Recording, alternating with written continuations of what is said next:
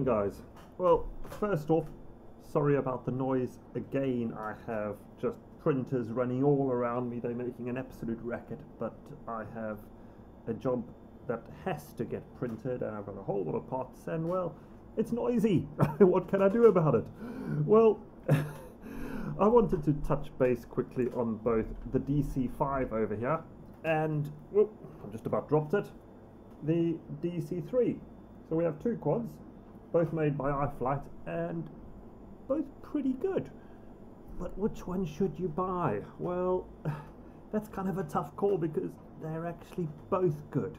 So I figured I'd give you a quick rundown one by one to kind of show you what you get for your money and what's involved. So shall we start with the DC5? Right, so on the DC5 front, as expected, this is a 5-inch quad. We have a number of Zing motors which are kind of superb. They feel good, they look good, everything about the Zing motors is good. Now this is running, it's a 2207 motor with 2450 kV, which is ample power for this thing. It's got so much punch, and when I fly it, you know, you tap the throttle, you're gone. It's really good. Now, in terms of the actual airframe, let's get my micrometer and we can confirm what they have to say. The frame on this is made out of, I believe it's 5mm, 4.5, it's 4.39 or so on there. I don't know if you can see that on the display, but I would take that as pretty close. Actually, I'm completely wrong because I didn't zero my micrometer. We'll try that again. And there you go. 5 mils. So pretty much on the mark for what they said. Now, internally, you know, the frame, well, should we say, the frame is pretty good. I don't have a problem with it. It's kind of, maybe these arms out here are a little thinner than ideal, but it's kind of, this is a catch-22. You know, this is more a freestyle quad than a race quad. It's useful being light because you get all that power to punch out with, but maybe it's, you know, time will tell. I haven't had a problem yet myself, but I don't crash very much. But maybe these arms will just be a little weaker, and maybe had they just been a tiny bit thicker, that would have solved that. But I don't know. I'm kind of guessing here a bit. What else do we have? We have the DJI air unit internally over here. You can see that over there. And we've got the DJI camera, which, as we all know, is a fantastic picture. It's superb. Now, one of the things I do like on this quad, and it's interesting to see this coming out, is USB Type-C coming out. And I don't know if you can see that the flight controller is using the USB Type-C connector, and that is fantastic news. You know, the DJI unit uses it over here, and it's just a better connector all round. I really am pleased to see that being the case. Now, what else? This quad flies great. It's got some superb sort of TPU finished decollage and pieces going on around here. You know, the attention to detail iFlight have given is fantastic. The only thing that was missing on this quad was the standalone beeper and buzzer, which you can see in the little red bit back here. I don't know if you can see it there. I've ended up just making a little TPU mount and installing one myself. Now, installation of that was an absolute doddle because, you know, once you take the top deck off here, all the pads on this flight controller, it's a 30 by 30 flight controller, everything is accessible. I dare say if I wanted I could put a GPS or anything on this, but it's kind of not the point. How does it fly? Look, if I'm honest, out the box it's running Betaflight 4.1. It flies relatively well. However, there's a little bit of a twitch still, and I do need to tune that. This is, you know, from what I can tell, the settings and the pins, they may say they're tuned, they look pretty much standard to me, but for good measure, what I have done today is I've dropped it back to the default settings on Betaflight, and I'm going to go out and fly and find out. And I suspect that it's probably just the default config needing a tiny little bit of tuning, possibly in the yaw axis. Yeah, maybe. There's something I have observed here, which is look how close that is.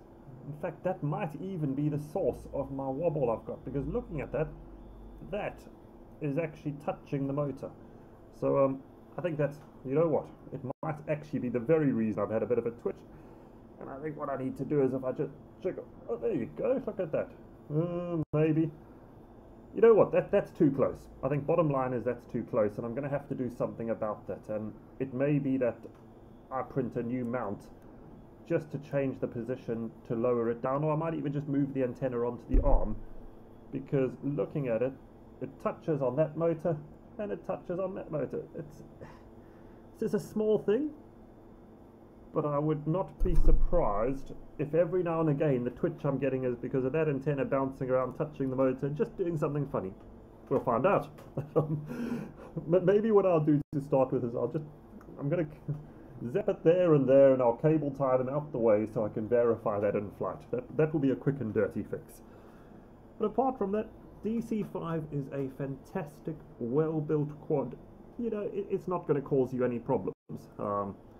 It's within the realms of every 5-inch out there. It's just, you don't have to build it, it's easy. And for those of you who are just trying to get into the whole HD FPV side of things, this is a good option. You're not going to fault this, and personally I would take it over the 3-inch, but that's just because of where I fly, not necessarily because it's any better. Now, DC3 has its own set of advantages. Now, in this case, it's a much, much lighter quad. This, you know, with a battery, the whole thing is under 250 grams. That opens up a whole world of flying, because suddenly, this thing, doesn't matter what the CAA regs are, it doesn't matter in the US what the FAA regs are, you're below your 250 gram limit. You don't have to register it.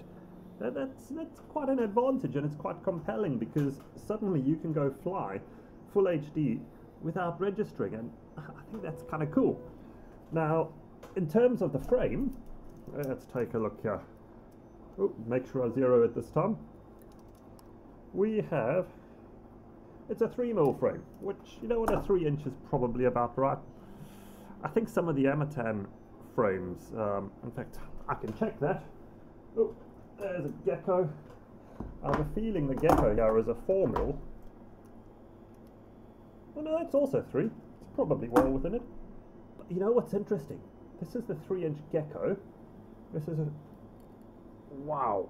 There is... I can really feel the weight difference. This is probably 20% heavier than this. And that's going to impact on flight times and all sorts of things. So, you know, all up, I think this will fly for longer and probably fly...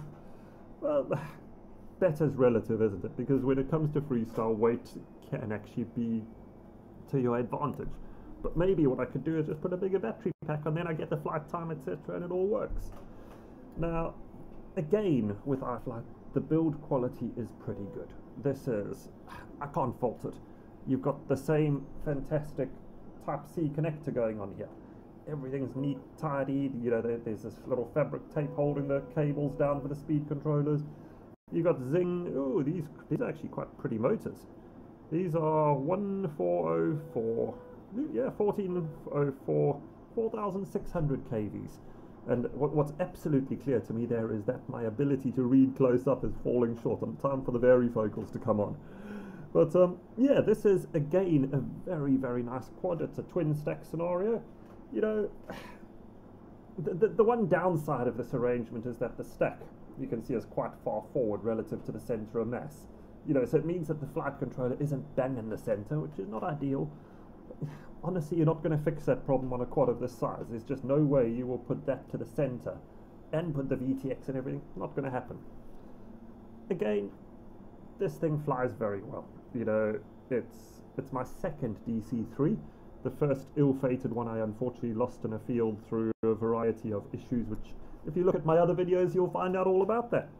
But again, I've put a little TPU mount with a buzzer on it. This one was a little bit more of a pig to install, and really only because once I pulled this all apart, the pads are so tiny and my eyes are not brilliant anymore, but I got it on, it works. You know, it wasn't a big job. It would be nice if they were there by default, or maybe, I don't know, you know, this is one of these things. I've said this before. The reason they're not shipping it with it is because there's a lithium battery on it. Add a lithium battery, the Postal Service has a heart attack. So I kind of get why they don't. But again, this is a fantastic fantastic quad. It flies beautifully. When I'm flying this, or when I'm flying the DC5, actually I don't notice the difference. So it's going to come down to personal choice. You know, I guess the difference is the DC5 just eats up ground a bit faster. It's flying faster than the DC3. But when you get down to it, if you're flying in a forest or anywhere around you, it's not a lot in it. They basically both work very, very well. So yeah, there you have it. DC5, DC3, they both fantastic. They're both very good quads. You're not going to fault either. My favorite would be the DC5 over here, but actually the DC3's got its own compelling reasons to own it, and maybe you just have to come down to where do you fly. Smaller area, I'll take the 3-inch. My normal sort of out and about haunts, I'm going to take the 5-inch. Yeah, they're good. The only question I would have on both of these, and it's my own personal choice, I'm just not 100% sold on HT FPV. You know, right now I feel it's a little bit of a novelty. When I'm out there with my rapid fire and the HDO goggles, everything is actually perfect and I can see everything and there's less breakup. Whereas with the quads, you know, and variable latency side, you know what, I have to get used to it because the picture quality is fantastic. It's mind-blowingly good. But I do have to fly in a different way because every now and again I fly through jello, which is kind of not, it's jelly would be the word, because you're flying along, you're cruising along, and suddenly your controls, the picture lags, and you go, what the hell is going on? And that can be very disconcerting when you're not used to it. But this is unique to the DJI system, not these quads. If you're flying in your typical flying side, not behind lots and lots of stuff, actually they're pretty good. So yeah, there you have it. 2 fantastic quads from iFlight. Which one you choose, it's ultimately up to you.